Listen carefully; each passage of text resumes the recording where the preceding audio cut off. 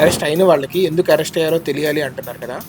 ఇది before arrest తెలుసుకోవచ్చా, లేకపోతే జైలుకి వెళ్ళిన తర్వాత తెలుసుకుంటారా, లేకపోతే బిఫోర్ అరెస్ట్ ఎందుకు అరెస్ట్ చేస్తున్నారు అనేది కెన్ దే క్వశ్చన్. దాంట్లో మనకి 2 types ఆఫ్ అఫెన్సెస్ ఉంటాయి మొత్తం మన చట్టంలో. Only 2 types.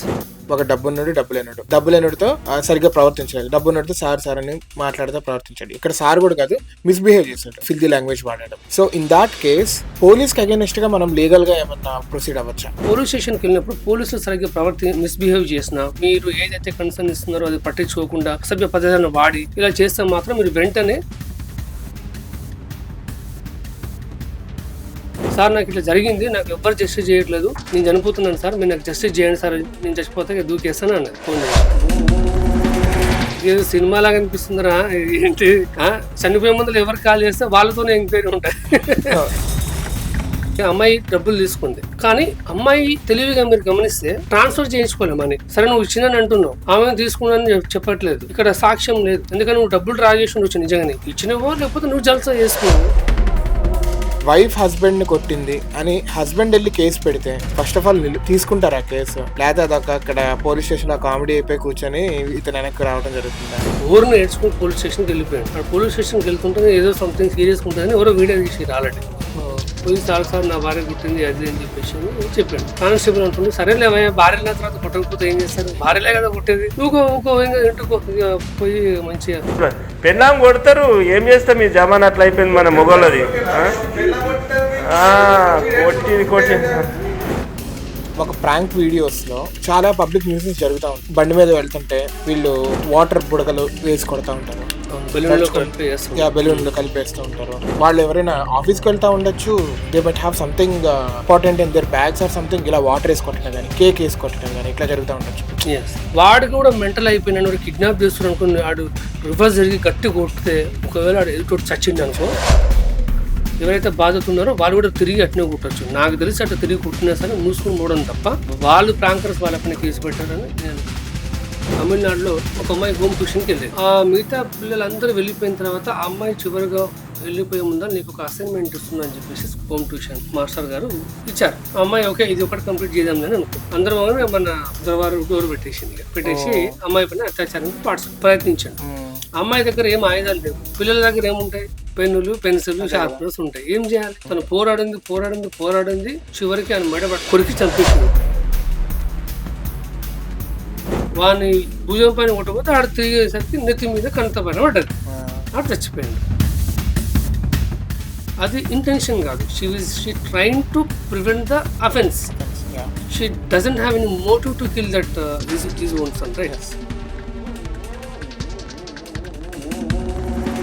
Human safety tips very important. ఒకటి, మీరు ఒంటరిగా పోతుంటే ఎవరైనా దాడి చేయడానికి వచ్చేస్తే ఫస్ట్ చేయాల్సిన ఒక పెద్ద పని ఏంటంటే, అమ్మాయిలు అదే మగోడు హెల్ప్ అని పట్టపోయారు సార్ ఆడప్పుడే తాగిన, అమ్మాయిలు హెల్ప్ అంటే it will grab the attention of neighbourhood, they will come and they will try to save her. Court ముందు హాజరుపరచకుండా ఎన్కౌంటర్ చేయటం.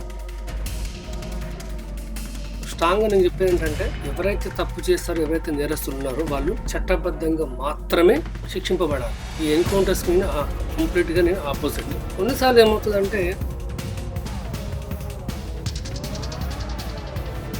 ఇద్దరున్నారు, ఏ అండ్ బి. ఒక క్రైమ్ జరిగింది, బి చేసాడు క్రైమ్ మొత్తం, కానీ బి డబ్బున్నాడు, ఏ డబ్బు లేనాడు. బి తన పలుకుబడి డబ్బు అంతా యూజ్ చేసి ఏని కల్ప్రిట్ కింద ఫ్రేమ్ చేశాడు.